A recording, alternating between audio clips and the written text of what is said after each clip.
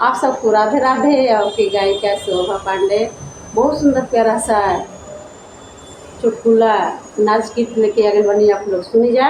अच्छा लगी लाइक शेयर करो जा और कमेंट में जरूर बताइए जा।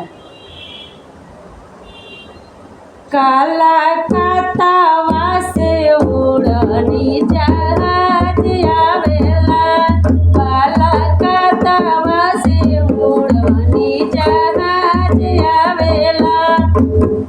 देखो देखो ये नदिया ओह पर आवेला, देखो देखो ये नदिया ओह पर आवेला।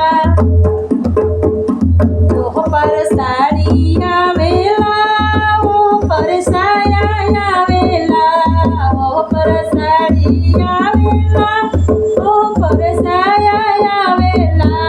ओह पर पिया पातर का रंगदार आवेला, ओह पर पिया पातर का रंगदार आवेला।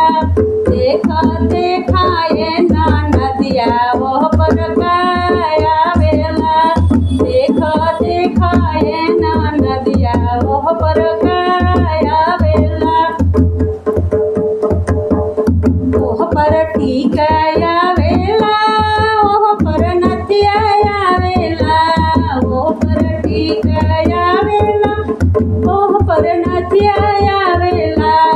ओह पर पिया पातर का रंगदार आवेला, ओह पर पिया पातर का रंगदार आवेला। देखा देखा ये नदिया ओह पर आवेला, देखा देखा ये नदिया ओह पर आवेला। काला कातावा से उड़नी जहाज आवेला, काला कातावा से उड़नी जहाज आवेला। देखो देखो ये नदिया ओह पर